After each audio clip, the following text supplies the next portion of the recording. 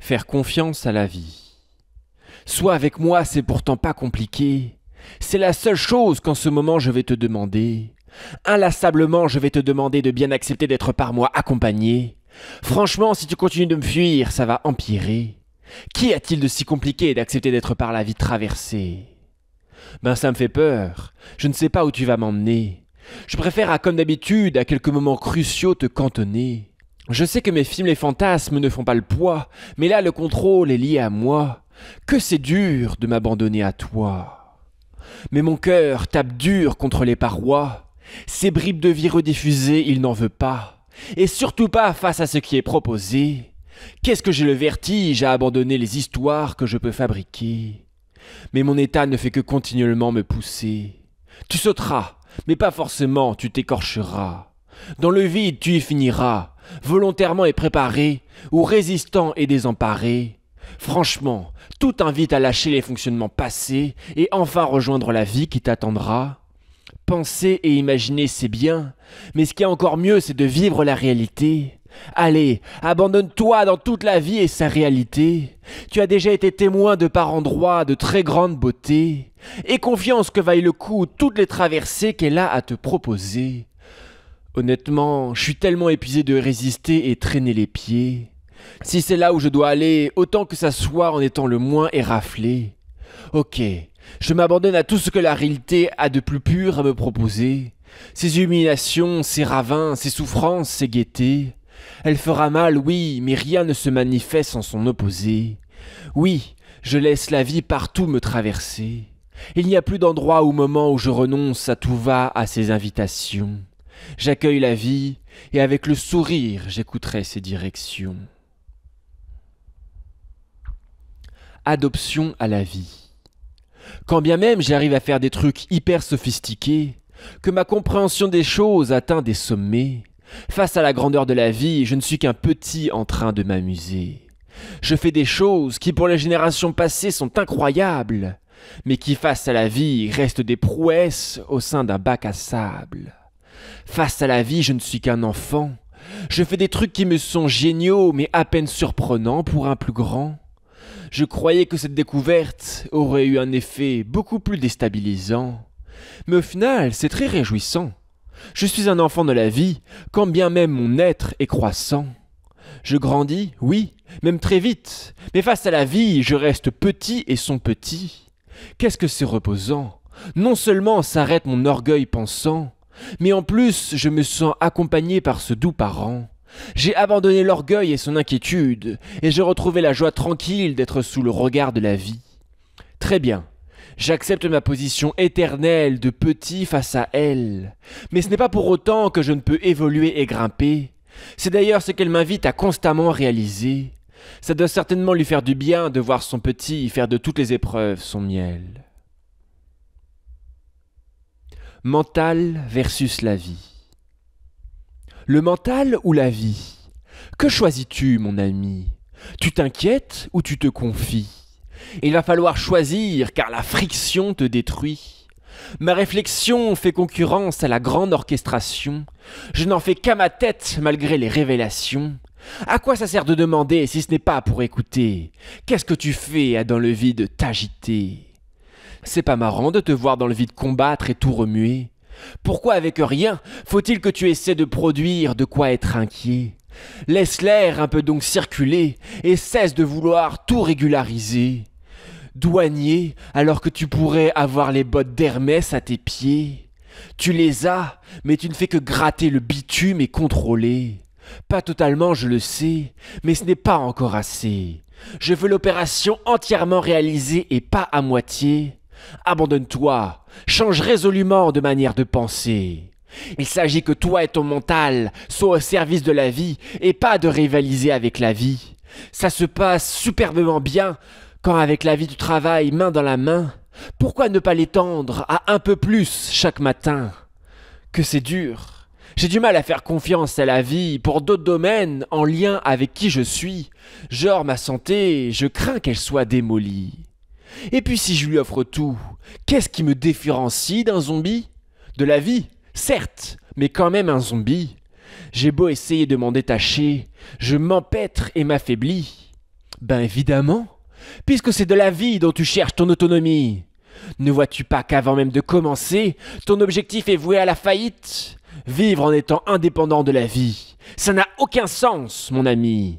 À moins de désirer être au-dessus et contrôler ce qui nous régit, genre le principe initiateur de la vie, Dieu ou l'origine de tous les mythes. Vois-tu là l'arrogance de ta réflexion, souhaitant être au-dessus de ce qu'il a créé et dont elle ne pourra jamais avoir accès? Être le principe initiateur de la vie, bon courage. De la vie, tu n'en sais même pas plus qu'un bourrikiki. Et même savoir tout de la vie impliquerait d'avoir vécu plusieurs vies.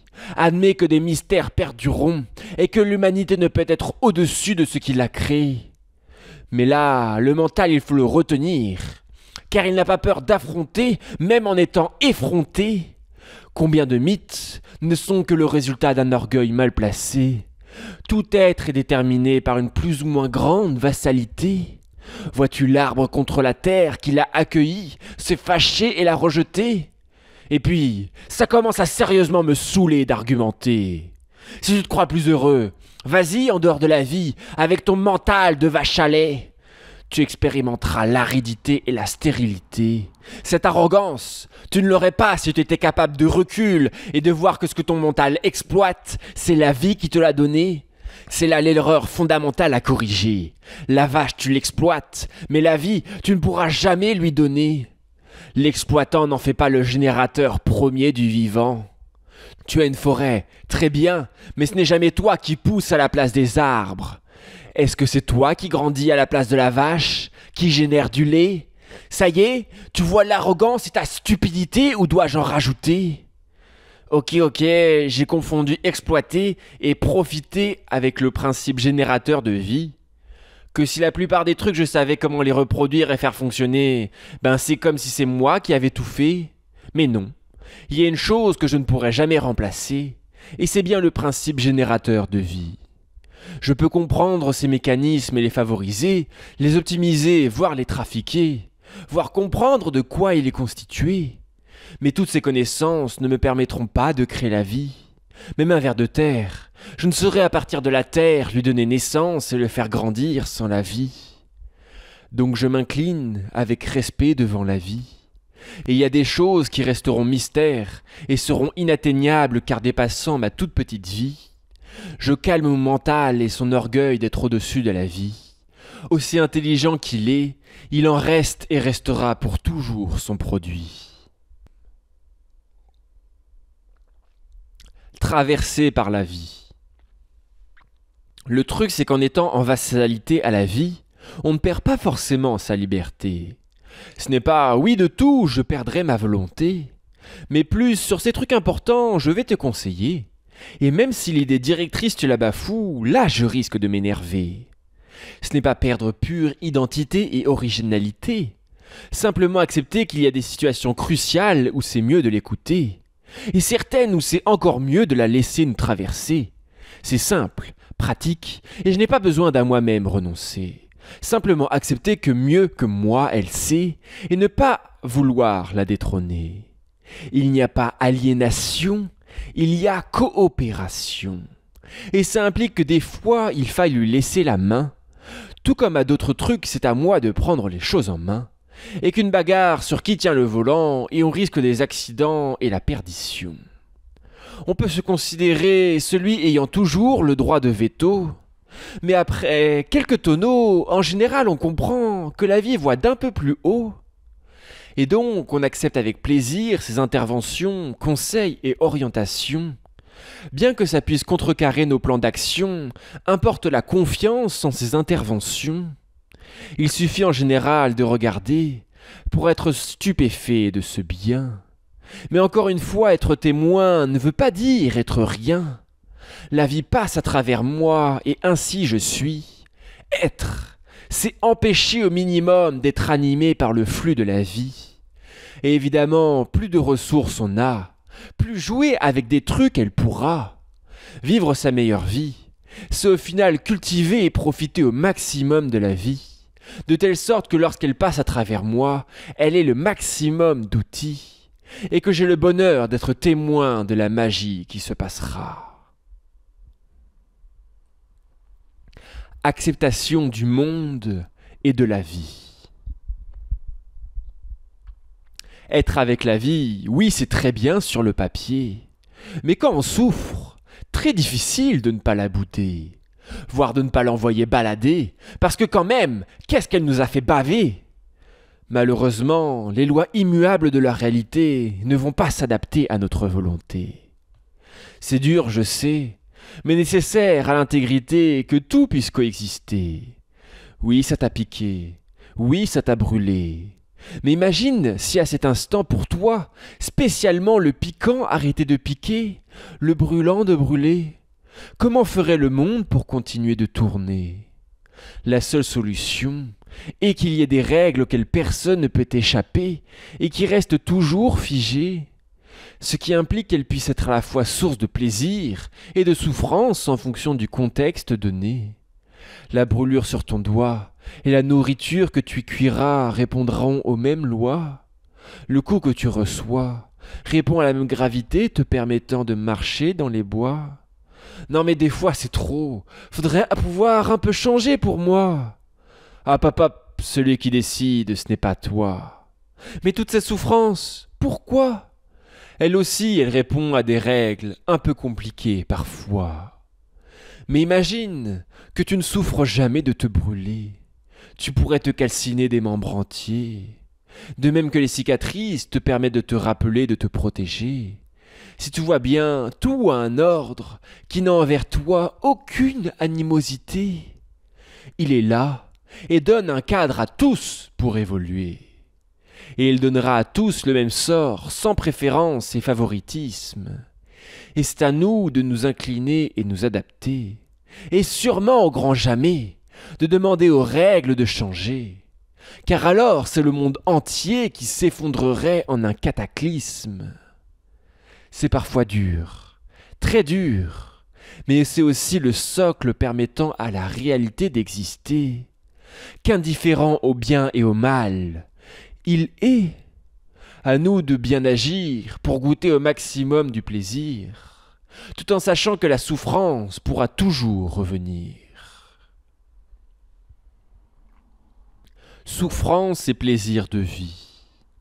Tout le monde obéit aux mêmes lois de la vie, et la souffrance que tu vis n'est que la conséquence d'une loi qu'auparavant tu as joui.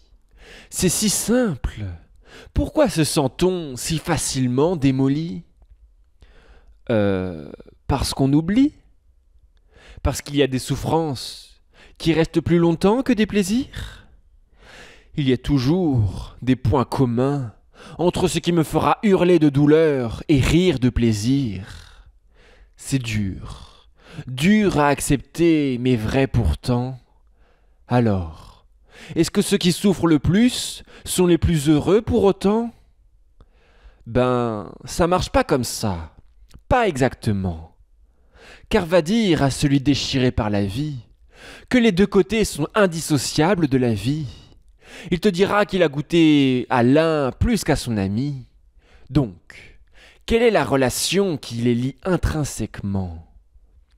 Que pour ressentir le plaisir, il faut accepter le risque de souffrir. Mais que grande souffrance n'implique pas forcément grand plaisir. Par contre, s'ouvrir implique toujours de pouvoir souffrir. Dis donc, il n'y a pas une arnaque dans ce que tu viens de me dire ? Genre, ouverture au plaisir implique possible souffrance, mais souffrance n'implique pas possible ouverture au plaisir ? Non mais les règles de la vie, faudrait les réformer pour que ça soit moins pire. Mais ça fait sens ainsi. Puisque la souffrance existe pour qu'on n'ait pas envie de la répéter et qu'on y pense, et que le plaisir pour qu'on ait envie de le réaliser. Eh bien alors, pourquoi s'ouvrir au plaisir implique le risque de souffrir ? Parce que les deux ne sont qu'une interprétation d'une sensation. Plaisir et souffrance vont par pair. Une maison toujours fermée est une prison. Une maison toujours ouverte perd sa qualité d'habitation. Souffrance à regarder. Qu'elles sont dures à accepter les lois de la vie. qu'il est difficile de s'avouer déçu des choix qu'on a pris. On préfère rejeter la faute sur elle, plutôt elle que de faire face à notre dimension toute frêle. Non, ce que je ressens est à cause de la vie. Non, j'y suis pour rien, ce n'est pas moi qui détruis. Ce sont ces lois qui m'arrachent au plaisir d'être en vie. Maudits trucs qui dépérissent et m'arrachent les pieds du lit. Elle est contre moi, je prends tellement cher par ces lois. Elle est pour tous impartiale, mais je t'accuse encore une fois. Pourquoi faut-il que ça tombe sur moi? Elle s'applique à tous, n'empêche que je suis encore une fois la proie. C'est n'importe quoi, je ferai repousser les cheveux, réparer muscles et secteurs tendineux. Bref, tout serait mieux si j'étais Dieu. Pourtant, je ne vois véritablement pas clair avec mes yeux. Ne vois-tu pas que c'est la souffrance malgré nous qui fait avancer le jeu? Se dépasser de toute souffrance, sans le moindre effort, ne nous rendrait pas en quelque sorte morts? Quoi faire si la moitié de mes sensations cessait d'exister? Je ne serais donc qu'à moitié vivant, extrudé d'une part de mon humanité. Est-ce que véritablement serait plus enviable ce sort? Non, pas vraiment. Avec certes des avantages, mais à un prix bien trop coûtant. Mieux vaut pouvoir souffrir qu'être à moitié vivant. Ça implique donc de lâcher mon énorme déni, que ce que je subis, moi ou les autres, n'y sont pas impliqués. C'est vrai que c'est facile de rejeter la faute sur la vie, et d'y mettre le paquet que de voir que moi ou d'autres en ont la directe responsabilité. Et donc à la souffrance que je subis, se rajoute la souffrance d'avoir d'une certaine manière failli. Et ça en met un coup dur à notre estime d'être bon envers soi. Que de la vie je voulais être roi, mais ce n'est déjà clairement pas gagné avec moi. Je redescends de la tour où je suis monté, pour retrouver mon humilité tombée dans l'oubli. La première souffrance était déjà suffisamment grande pour en mettre aux oubliettes. J'ai le dos encore courbé, mais je relève la tête. J'ai ce poids de souffrance à porter, et je ne vais pas à plus haut m'en débarrasser, de sorte à ce que je puisse réellement m'en occuper, pour l'alléger sans perdre mon humanité. À genoux à tous les coups. La vie nous met doublement à genoux. La première, on l'a subie, celle de notre être en souffrance, où le corps perd un peu de son adhérence, où l'âme crie le supplice des ruptures et remous. La deuxième, c'est quand malgré la première on persévère, et que nous tombent dessus de manière inattendue des cadeaux. La première ne s'est pas forcément atténuée, mais la deuxième change radicalement l'atmosphère. Merci, merci et je ne peux que m'agenouiller face à cette beauté surprise venant d'en haut.